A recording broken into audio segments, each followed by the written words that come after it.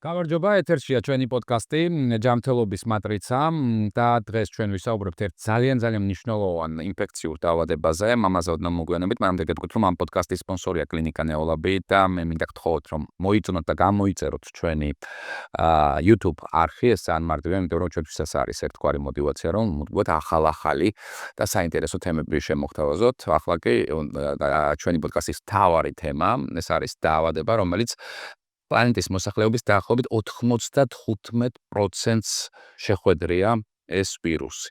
საუბრობთ დღეს ინფექციურ მონონუკლეოზზე, რომელსაც ასევე ეწოდება კოცნის დაავადება, რომელიც არის ძალიან კონტაგიოზური ვირუსი და ძალიან მარტივად გადაეცემა ერთი ადამიანიდან მეორეს.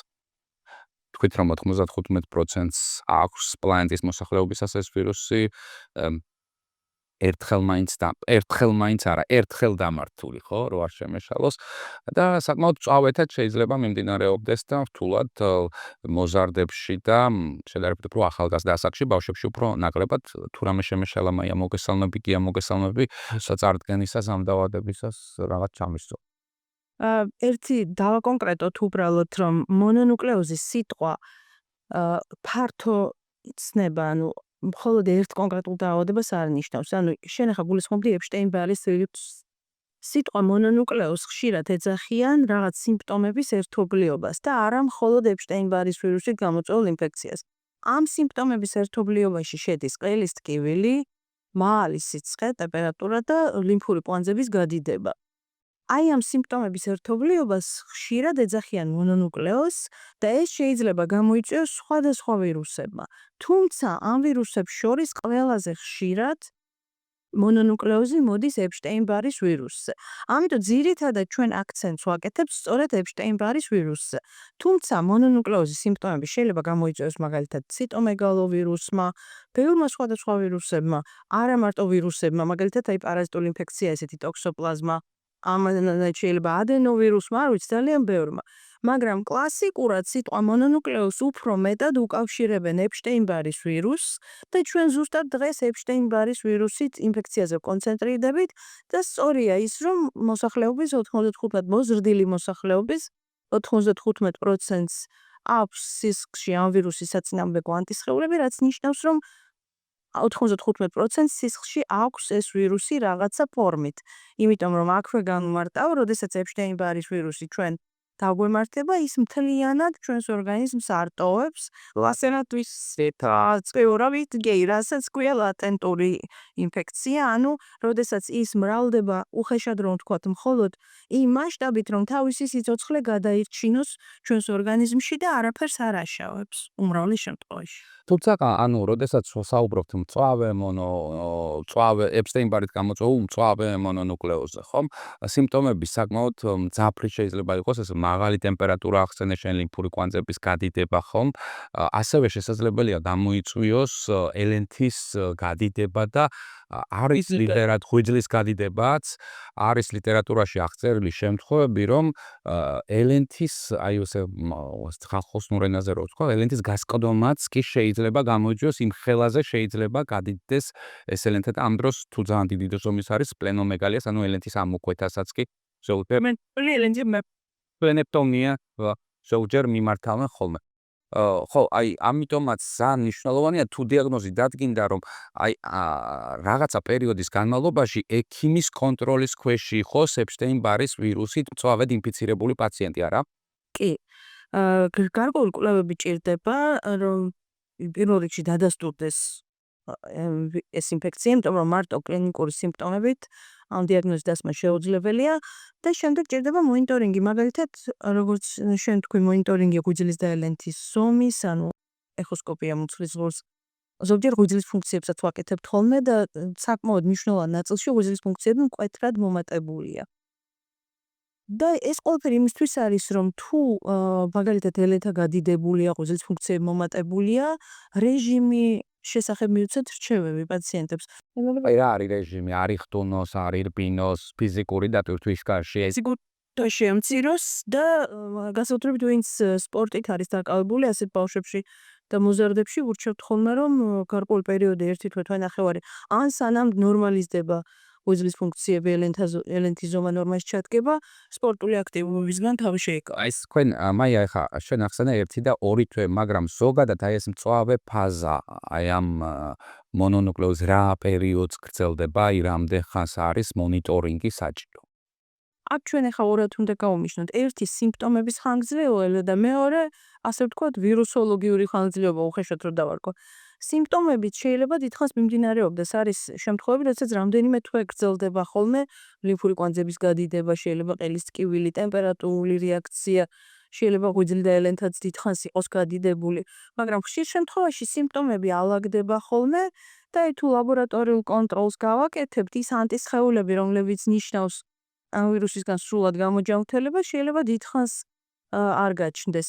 ზოგჯერ მონონუკლეოზი შეიძლება მიმდინარეობდეს 6 თვეც, 9 თვეც და ჩვენ ამაზე არ ვშფოთავთ ხოლმე, იმიტომ რომ ეს შეიძლება იყოს ჩვეულებრივ ბუნებრივი მიმდინარეობა. ლეკაცეს ატესავლები. და ზოგჯერ აი ესე დუნედ მიმდინარე სიმპტომებით შეიძლება მიმდინარეობდეს დიდხანს, განსაკუთრებით ლიმფური კვანძების გადიდება არის ის სიმპტომი, რომელიც ხშირად დიდხანს რჩება ხოლმე.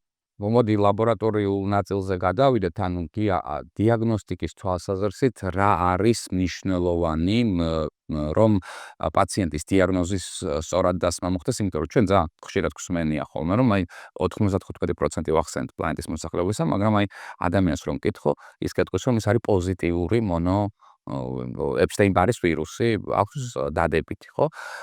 აი რა ლაბორატორიული ტესტებია ჩასატარებელი იმისთვის, რომ ჩვენ მწვავე ფაზაში დავადგინოთ ეს ინფექცია.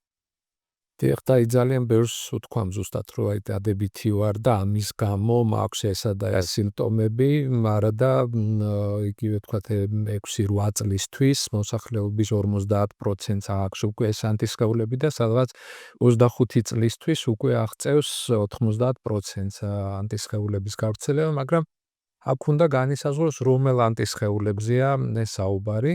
არსებობს ეს სწრაფი მეთოდიც, ეგრეთ წოდებული ჰეტეროფილური ანტისხეულების დადგენა, რომელიც არის პოლიკლონარული, ეგრეთ წოდებული M ტიპის იმუნოგლობულინები. სამწუხაროდ ეს მეთოდი ხასიათდება ორივე მხრივ შეცდომების რისკით. ეს არის პირველ რიგში შეიძლება უარყოფითი იყოს ეს ტესტი, მაგრამ მაინც იყოს ეს ვირუსი, განსაკუთრებით ადრეულ ეტაპებზე და ბავშვებში განსაკუთრებით, სადაც ყველაზე ხშირად გვაინტერესებს ზუსტი დიაგნოზი. შესაბამისად, უფრო ასე ვთქვათ, ზუსტი მეთოდი ყველა თქვათ მაჩვენებლის მიხედვით ეს არის სეროლოგიური კვლევები, ანუ ანტისხეულების განსაზღვრა. და აქ არის 3 ტიპის ანტისხეული, რომლებიც ყველაზე ხშირად გვჭირდება კლინიკაში, კლინიკური დიაგნოზისთვის. ეს არის პირველ რიგში M ტიპის ანტისხეულები, რომლებიც ადრეულ ეტაპზე ჩდება და ამის საშუალებით შეიძლება დავადგინოთ თუ არა.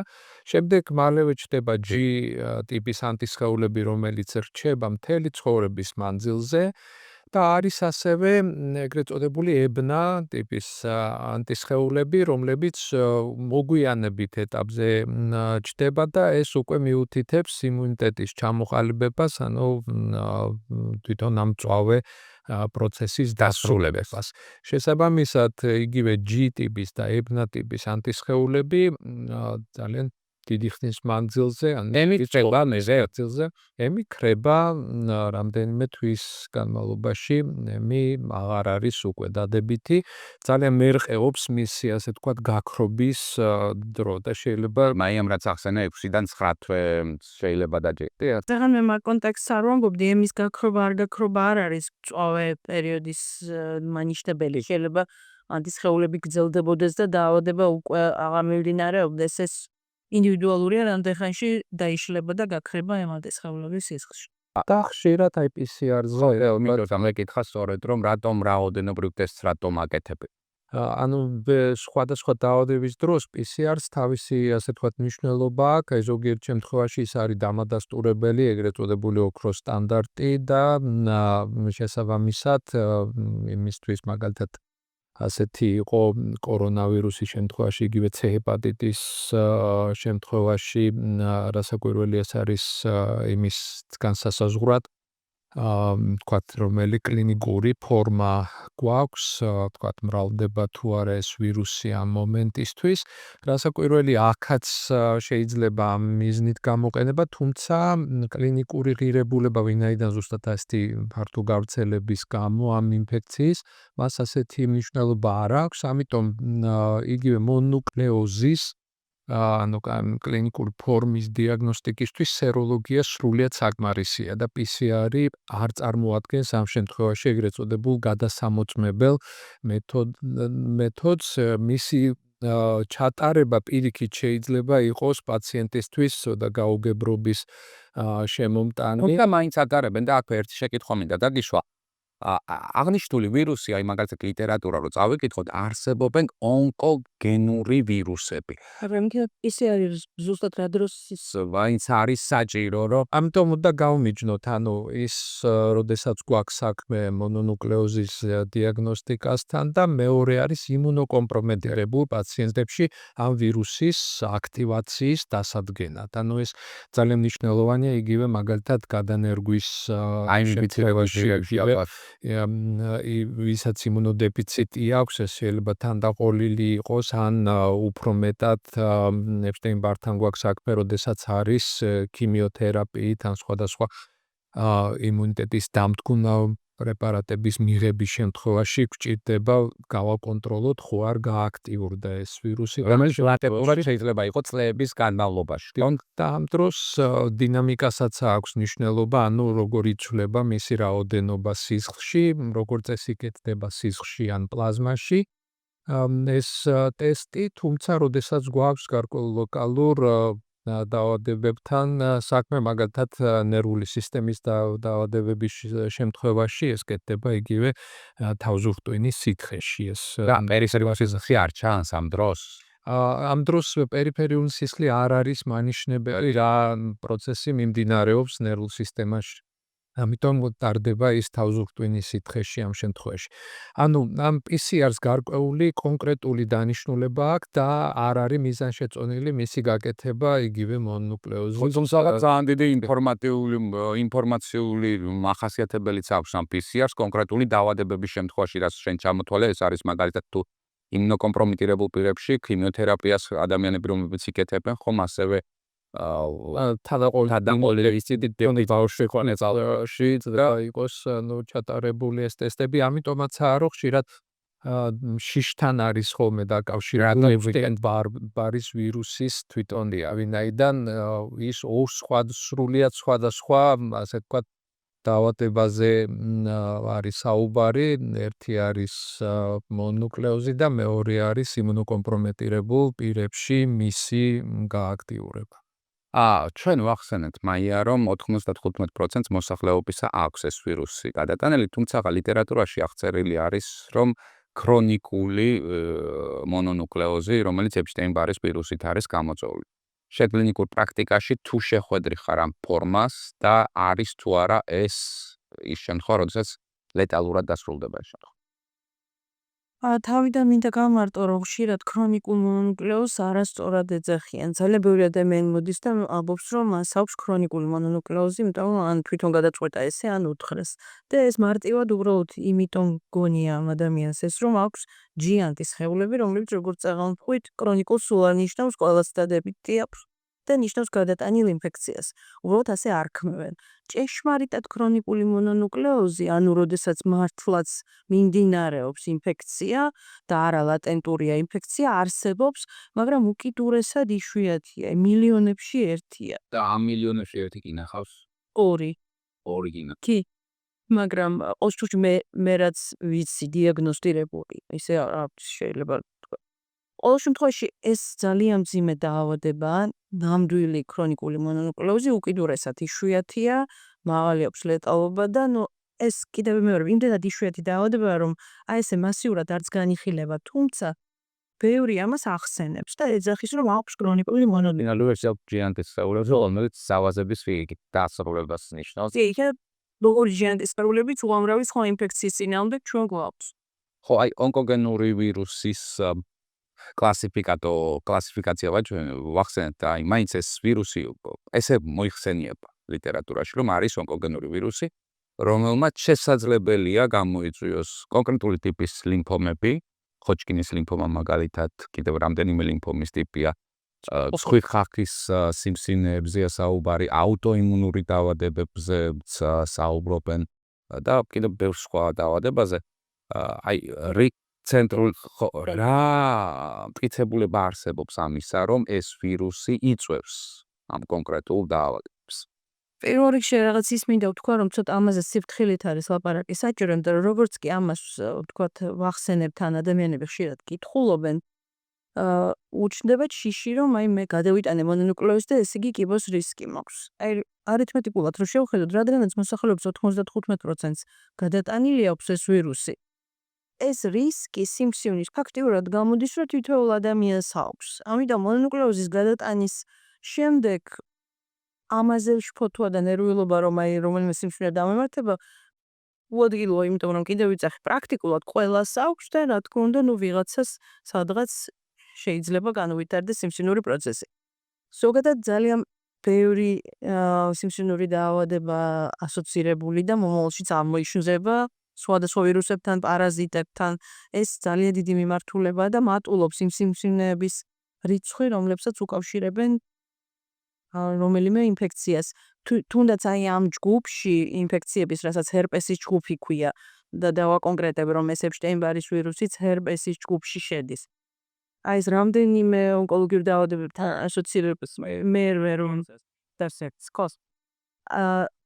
და მოკლედ აი ამ სიმსივნურ ქსოვილებში ნანახია ეს ვირუსი გამრავლებადი ფორმით და ითვლება, რომ ასრულებს როლს სიმსივნის ჩამოყალიბებაში. PCR მნიშვნელოვანია. ამ დროს PCR-ს უკვე როდესაც სიმსივნე დიაგნოსტიკისთვის და სამეცნიერო ღირებულებით კი, მაგრამ ეს არ ცვლის პაციენტის მართვას, იმიტომ რომ კი ამ ვირუსის საწინააღმდეგო ჩვენ ვერაფერს ვერ ვაკეთებთ. აღნიშნულოვანი არ ინიშნოს, რომ თქვა სისხლში კვლევა ამ შემთხვევაში ნაკლებად, ანუ თვითონ ქსოვილებში, რომელიც შეიძლება იყოს ბიოპსიური მასალა, მაგ იმაში გაკეთებული PCR-ი არის. და ამ დროს იწევს ხოლმე ვირუსის გამრავლების დონე, ხო? და არ არის აუცილებელი, ამასთან ნაკლებად არის კორელაციაში, უფრო თვითონ ქსოვილში, ასე ვთქვათ, ის ლიმფოპროლიფერაციული პროცესი, ვთქვათ, რომელიც მიმდინარეობს, ანუ ისეთ ენაზე რო ვთქვათ, ეს არის ლიმფური ქსოვილის გადიდება, სადაც თქვათ ნანახი იქნება ლიმფოპროლიფერაციულ დაავადებებს უწოდებენ ამას, სადაც ნანახი იქნება ეპშტეინ-ბარის ვირუსის გენეტიკური მასალა. ანუ სულთად ამას სამეცნიერო მტკიცებულება აქვს და არანაირი კლინიკური მნიშვნელობა ახლა არანაირი არ აქვს. აი მართვასთან დაკავშირებით თუმცა დიაგნოსტიკის თვალსაზრისით მნიშვნელოვანია ეპშტეინ-ბარის ვირუსთან დაკავშირებული მაგალითად ჰოჯკინის ლიმფომა. სხვა ტიპის ლიმფომები ძირითადად ეს ლიმფური ქსოვილის დაავადებებთან, ონკოლოგიურ დაავადებებთან არის შესაბამისად დაკავშირებული. და ნაკლებად არახოჯკინის ლიმფომასთან. დიახ. კეთილი, ერთი შეკითხვა, მოდი მაყურებელსაც უთხრათ, ანუ რატომ გაჩნდა ამ თემის იდეა, სულ ამას წინათ იყო ესეთი პაციენტი, რომელსაც დაესვა ეს დიაგნოზი და სხვა კლინიკაში ექიმმა დანიშნა ანტიბიოტიკოთერაპია და ამ პაციენტს კანზე გაუჩნდა ძალიან დიდი გამონაყარი და მე თქვენთან გადმოვამისამართე ეს. ხშირად ხდება ხოლმე, რომ ამ დიაგნოზის დროს იყენებენ ანტიბიოტიკებს. ეს არ არის ეს ძალიან მუდმივად ყოველდღიურად შეიძლება შემდგომ. იშვიათი შემთხვევა და ეს არის ერთ-ერთი ყველაზე დიდი შეცდომა ალბათ, რაც შეიძლება ექიმმა დაუშვას. და რადგანაც ბევრ რამეს გავს მონონუკლეოზი, ანუ როცა ადამიანს ტკივა, ყელი, ლიმფურ-კვანძები გადიდებული აქვს, სიცხე აქვს, ესეთი შეიძლება ბევრი რამის დროს იყოს. ძალიან ხშირია პირდაპირ ანტიბიოტიკის დაწყება ან თვითონ პაციენტის, ან ექიმის მხრიდან. ამიტომ მსგავსი სინდრომის დროს ჯერ პირველ რიგში უნდა გამოირიცხოს ეპშტეინ-ბარის ვირუსით ინფექცია და თუ ეჭვი ბაქტერიულზე ანტიბიოტიკის საკითხი მერე უნდა გადაწყდეს, იმიტომ რომ მაგალითად პენცილინის ჯგუფის ანტიბიოტიკები თუ დავნიშნეთ, საკმაოდ ხშირია, საკმაოდ სერიოზული გამონაყრება. დავიწყოთ იქიდან, რომ ანტიბიოტიკი ვერავითარ გავლენას ვერ ახდენს, იმიტომ რომ ვირუსებზე არ მოქმედებს ანტიბიოტიკები და შესაბამისად მონონუკლეოზის დროს ანტიბიოტიკის დანიშვნა გაუმართლებელია პირველ რიგში, იმიტომ რომ არავითარი გავლენა არ აქვს და ეფექტი და მეორე იმიტომ რომ აი ზოგიერთ შემთხვევაში შეიძლება მივიღოთ პირიქით გართულება. ამიტომ როდესაც კიდევ ვიმეორებ მსგავსი ტიპის სიმპტომებია, ჯერ უნდა დავწუნდეთ რომ ადამიანს არ აქვს მონონუკლეოზი და მერე ვიფიქროთ უკვე ხომ არ არის ბაქტერიული და მერე ვიფიქროთ ანტიბიოტიკები. აი სიმპტომები ახსენეთ რაღაც ტრიადას უნდა მივაქციოთ ყურადღება, აი რა სიმპტომები კიდევ ერთხელ რომ განმარტოთ, რომ დაგვაეჭოს რომ ეს ხომ არ არის. დავიწყოთ იქიდან რომ შეიძლება იყოს სრულიად უსიმპტომო, ძალიან ბევრ ადამიანმა საერთოდ არ იცის რომ გადატანილი აქვს და არც მგონი არც მახსოვს როდის გადავიტანე ანტისხეულები რეალ მომხაც. ან გადატანილი აქვს და შეიძლება სიმპტომებიც ქონდა, მაგრამ კიდევ ვიმეორებ, იმდენად არასპეციფიური სიმპტომებია, რომ ბევრ რამეს გავს, ან შეიძლება ეგონა ადამიანს თქვათ, რომ ქონდა ანგინა, ან რომელიმე სხვა ვირუსი, გრიპი და ასე შემდეგ. შეიძლება იყოს ძალიან მსუბუქად გამოხატული, შეიძლება იყოს სერიოზულად გამოხატული, აი ხანდახან კვირაობით ცხელებაც არის 39-40 გრადუსამდე და თუ დადგინდა მწვავე მონონუკლეოზი, ამან არ უნდა შეაშინოს ადამიანი, მოთმინებით აღიჭუროს, რომ ეს არის კეთილსემენად მიმდინარე დაავადება პრაქტიკულად უმრავლეს შემთხვევაში. უბრალოდ როგორც წერა ვახსენეთ, სასურველია გაკონტროლდეს ელენთის ზომა, ღვიძლის ფუნქციები და ასე შემდეგ. და საბოლოო ჯამში მაინც თვითგანკურნებით მთავრდება. თუმცა კიდევ ვიმეორებ, შეიძლება საშინელი დისკომფორტი გამოიწვიოს, ზოგჯერ ტიპიური ასევე ნადები, პირისხოში ყელს ხახა თეთრი ნადები და რომელიც ზოგჯერ ისეთი ინტენსიური ხდება ხოლმე, რომ ყვაპვას ძალიან უშლის ხელს და შეიძლება საერთოდ საყურს და წყალზე უარს ამბობდეს ადამიანი იმდენ. ასე დროს სიმპტომური მკურნალობა თუ ინიშნება, თქვათ, რომ სავლებები, თქვათ, ხელის რაღაცა კი, გამოყუჩებელი ანთების საწინააღმდეგო, ცხელების საწინააღმდეგო და თუ უკიდურესად აუცილებლობა დადგა და შეშუპება ისეთია, რომ უკვე აუცილებლად უნდა მოუხსნათ, მაშინ ინიშნება ჰორმონები მოკლე ვადით. აქ ეს შეცდომა ხშირად გვხვდება, რომ ჰორმონოთერაპიას ზოგჯერ ნიშნავენ მონონუკლეოზზე ამ საჭიროების გარეშე.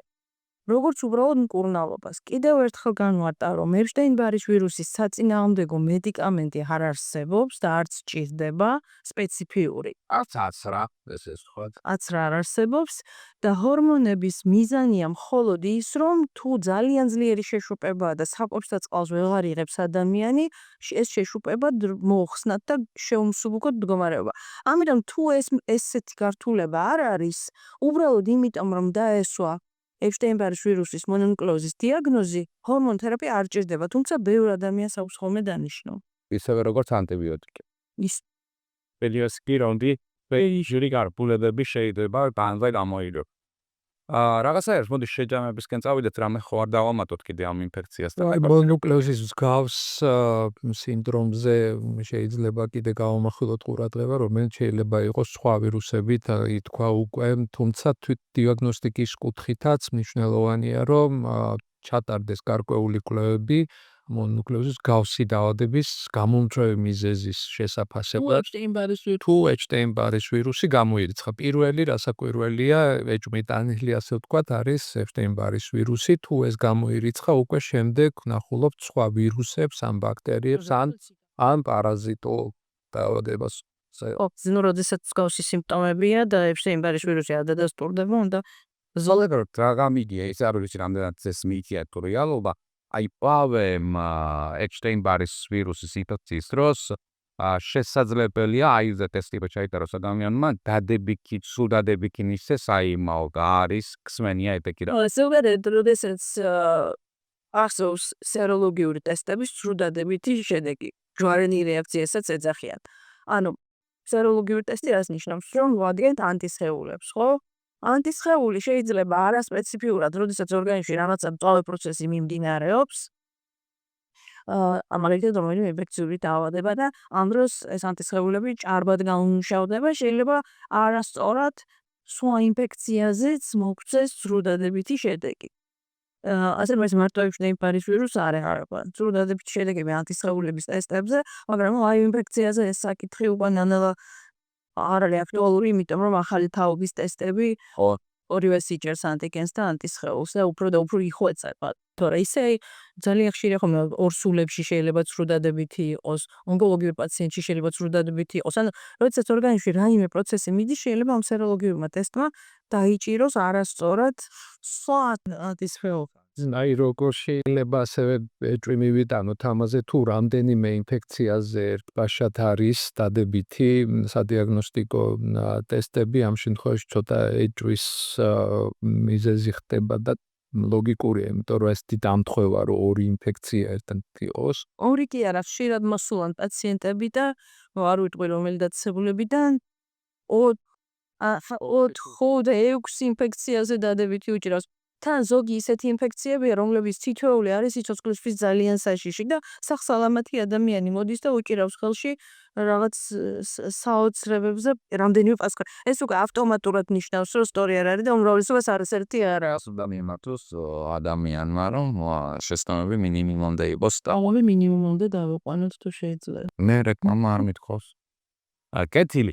მოკლედ რაღაცნაირი რეზიუმირება გავუკეთოთ, რომ ანუ არაფერი საშიში არ არის ამ ეპშტეინ-ბარის ვირუსში, 95%-ში ეს მოსახლეობას გადატანილი აქვს, სხვათა შორის აი კამპუსებზე, უნივერსიტეტებში ძალიან ხშირად ხდება ხოლმე აფეთქება და აი ვთქვათ სტუდენტებმა უცხოეთში, ვინც კამპუსებზე ცხოვრობს, ყველამ ძალიან კარგად იცის სოს ეძახ. მონოს ეძახენ და იმ პერიოდში რაღაცნაირი კოცნის ინტენსივობები მცირდება ხოლმე თუ კამპუსზე კოჩის დავასებასაც ეძახიან, ხო?